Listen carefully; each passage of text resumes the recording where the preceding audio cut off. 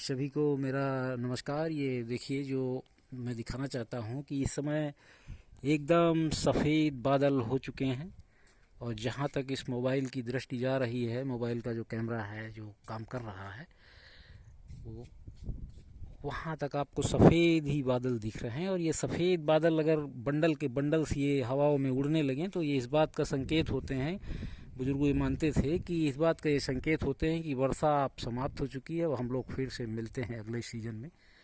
इसी बात का ये संकेत है। थोड़े बहुत जो ये कहीं कहीं काले स्पॉट दिख रहे हैं, इन्हीं में रेंज छिपी हुई है।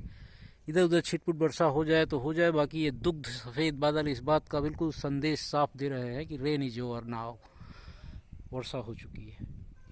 और बाकी वैज्ञानिक तो सुनने में ये भी आया कि वो जो है प्राकृतिक रूप से बादल भी बनाने की क्षमता रखते हैं। और चाइना में ऐसा सुनने में आया कि चाइना में बादल बन रहे हैं और आर्टिफिशियल रेन हो रही है, आर्टिफिशियल क्लाउड्स बनाए जा रहे हैं।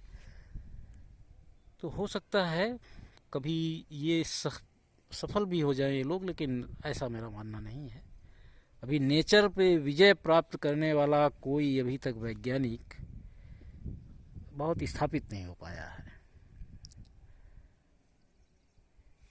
और दुनिया के जो महान वैज्ञानिक हुए हैं, एल्बर्ट आइंस्टीन हुए हैं और भी बहुत सारे वैज्ञानिक हुए हैं। एक स्टीफन हॉकिंस का भी नाम है, जिन्हें मोटार न्यूरॉन डिजीज था और वो सरवाइव किए और काफ़ी दिनों तक सरवाइव किए। डॉक्टर्स ने घोषित किया था कि आप 7 साल के अंदर ही ख़त्म हो जाएंगे, लेकिन बहुत दिन जीवित रहे, 64-65 साल वो रहे। और उन्होंने बहुत सारी किताबें भी लिखी। उनमें से एक किताब उन्होंने लिखा था, history of time, big bang to black hole. और उसके बाद उन्होंने फिर एक और किताब लिखी थी जिसमें उन्होंने रिग्रेट किया था कि हमने हिस्ट्री ऑफ टाइम में बहुत सारी चीज़ें गलत लिखी हैं जो प्रकृति के विपरीत हैं। और उन्होंने बाद में इसको कन्फेस किया था कि हमने बहुत सारी चीज़ों को गलत समझा और जीवन के आखिरी पड़ाव पे मैं चल रहा हूँ और मैं अब ये समझ पा रहा हूँ कि मुझसे कुछ गलतियाँ हुई हैं। ये स्टीफन हॉकिंस की बात है। उनकी दूसरी किताब का नाम मुझे इस समय याद नहीं, उसमें उन्होंने इसका स्पष्ट उल्लेख किया। तो प्रकृति का ये नज़ारा सभी को भाई मुबारक हो। और हमारी तरफ से पुनः सभी को बरसात की अंतिम अंतिम दिनों का नमस्कार।